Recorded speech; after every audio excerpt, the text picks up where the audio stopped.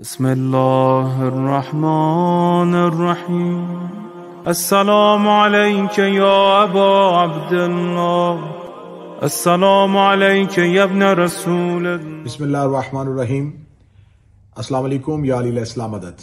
مومنین کرام، حالیہ دنوں میں ایک مولانا موصوف کی ویڈیو منظر عام پہ آئی. پچھلے چند عرصہ سے میں مصلحتاً خاموش تھا کہ ہر کس و ناقص کو جواب نہ دیا جائے تاکہ وقت کا ضیاع نہ ہو، لیکن سوشل میڈیا ایک ایسا ہتھیار ہے جس کو دشمن غلط طور پر جب استعمال کرتا ہے تو پھر اس میدان میں دفاع کرنے کے لیے ہمیں مجبوراً سامنے آنا پڑتا ہے. اور ویسے بھی ایسے مداری کسی بھی چوک میں اپنی شہرت کی خواہش کی ڈگڈگی بجا کر، اپنی جہالت کے بندر کو نچا کر عوام کا وقت ضائع کرتے رہتے ہیں. ان کی مثال بالکل ایسے ہی ہے جیسے کسی چوک میں ایک سانپ کا تماشا کرنے والا اپنے تھیلے میں ہاتھ ڈال کے کافی دیر ایک ہجوم کو اپنے درمیان اپنے ارد گرد کھڑا رکھتا ہے اور پھر آخر میں اپنا چورن بیچ کے چلا جاتا ہے. ایسے ہی افراد کے پاس نہ کوئی دلیل ہوتی ہے، نہ ان کا کوئی علمی موقف ہوتا ہے، لیکن صرف اپنی سستی شہرت حاصل کرنے کے لیے ایسے ہتھیار استعمال کرتے ہیں. آج کی ویڈیو میں مولانا موصوف کا نام بھی نہیں لوں گا کیونکہ اکثر میں نے کچھ لوگوں کو جواب دیا تو وہ دنوں میں شہرت کی بلندیوں پر پہنچ گئے اور ان کو جواب دینا بھی جو ہے وہ راس آ گیا، اس لیے ان کے نام کو بھی حذف کروں گا. یہ میری ایک غالباً لاہور میں پڑھی جانے والی مجلس تھی جس کا ایک ادھورا کلپ اٹھا کر انہوں نے اس کا جواب دینے کی کوشش کی، لیکن بری طریقے سے وہ ناکام رہے. اس مجلس میں نے ایک سوال اٹھایا کہ مذہب اہل بیت کا سامنا کرنے والوں کے پاس جب دلائل ختم ہو جاتے ہیں تو بالکل جیسے سفین میں قرآن نیزوں پہ بلند کیا گیا تھا، ویسے یہ مصلحت کے نیزوں پہ اپنے جھوٹے نعروں کے بلند کر کے ایک واویلا شروع کر دیتے ہیں. ایک شہرہ آفاق نعرہ ہے جو عرصہ دراز سے میرے ملک میں لگایا جا رہا ہے کہ شیعہ صحابہ کرام کو نہیں مانتے. اس نعرے سے میری قوم کا اتنا قتل و عام ہوا، اس نعرے سے اتنے گھر ویران ہوئے، اس نعرے سے اتنی نفرتوں کی دیواریں کھڑی کی گئیں کہ اس نعرے کو مذہب شیعہ کے خلاف بطور ہتھیار استعمال کیا گیا. یہ واحد مکتب ہے جو دنیا میں سب سے زیادہ جس کو پڑھا جاتا ہے اور جس کو سب سے زیادہ سنا جاتا ہے اور جس کی دلیل کو سب سے زیادہ معتبر سمجھا جاتا ہے، یہ وہ مکتب ہے، مکتب اہل بیت.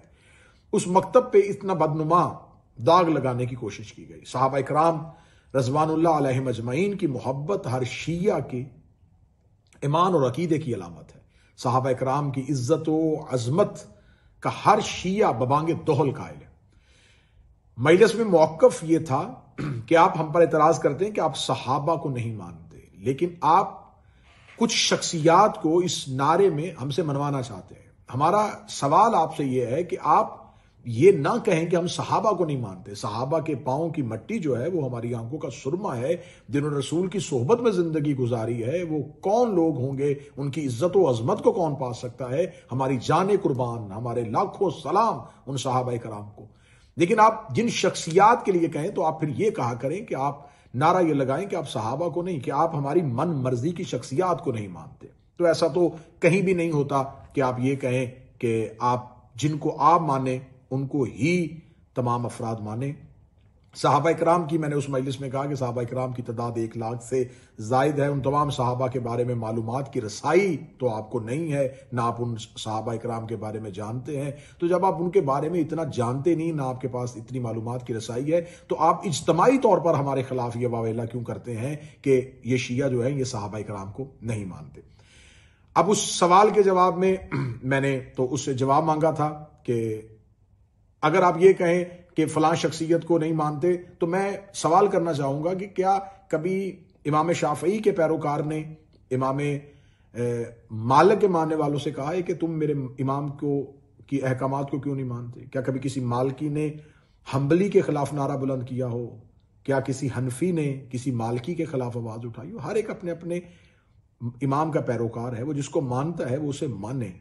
مذہب میں جبر نہیں ہے، عقیدے میں تصادم نہیں ہے، نظریات کو مسلط نہیں کیا جا سکتا.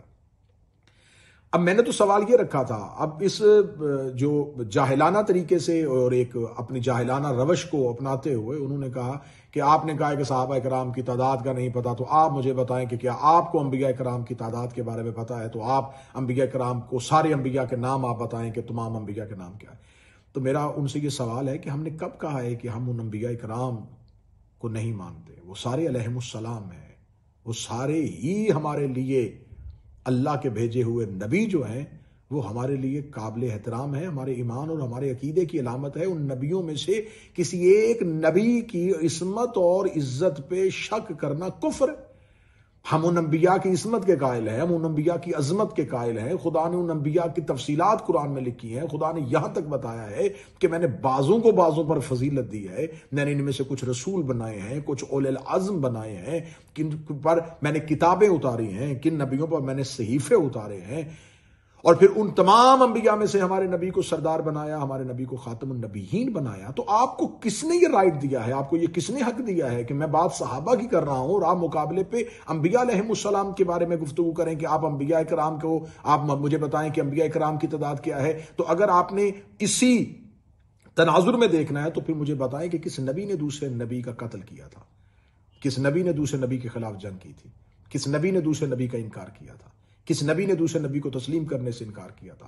کون نبی ہے جس نے دوسرے نبی کی نبوت کا انکار کیا ہو؟ یہاں تو ہر نبی دوسرے نبی کی نبوت کا اعلان کر رہا تھا، ہر نبی دوسرے نبی کی بشارت دے رہا تھا اور اپنے سے پہلے آنے والے انبیاء کی تصدیق کر رہا تھا۔ تو آپ اس مثال کو اس تناظر میں کس طرح دیکھ سکتے ہیں؟ اگر آپ اسی تناظر میں دیکھیں گے تو پھر آپ کو بتانا پڑے گا کہ کیا یہ مثال ادھر فٹ آتی ہے؟ تو یہ تو یہاں فٹ نہیں آ رہی، یہاں تو ایک دوسرے کو تسلیم نہیں کیا جا رہا۔ پھر آپ نے کہا کہ یہ جتنی بھی جنگیں ہوئی تھیں، یہ تمام جتنے بھی مشاجرات ہوئے تھے، ان کو یہ کہنا کہ ان میں سے ایک حق پہ تھا ایک باطل پہ تھا، یہ غلط ہے۔ تو پھر مجھے بتائیں کہ آپ کی کتابوں میں لکھا ہے کہ رسالت امام نے کہا کہ ہمارے یاسر کو ایک باغی گروہ قتل کرے گا، تو یہ باغی کا لفظ ہم نے استعمال کیا تھا یا رسول نے استعمال کیا تھا؟ تو پھر ہمیں بتائیے گا کہ ہمارے یاسر جو ہیں ان کو کس نے شہید کیا تھا؟ مولانا صاحب آپ اس گلی میں داخل ہو گئے ہیں جس کو آگے سے ہم نے دلائل کے ساتھ بند کر دیا ہے۔ اب آپ کو یہ بتانا پڑے گا کہ آپ ہمیں یہ بتائیں کہ حضرت ابو ذر غفاری کو زبردستی بیعت پہ آمادہ کرنے پر اور پھر ان کو وطن نکالنے والے کون تھے؟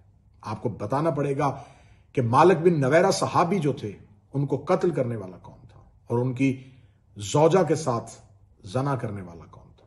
آپ ہمیں بتائیں گے کہ جب خلافت کا آغاز ہوا تھا تو وہ کون سا صحابی تھا جس نے خود خلافت کا امیدوار تھا اور اسے بڑھاپے میں لاتوں اور مکوں کے ساتھ مارا گیا تھا اور ان کے بیٹوں نے انہیں اٹھایا تھا؟ وہ کون سے صحابی تھے؟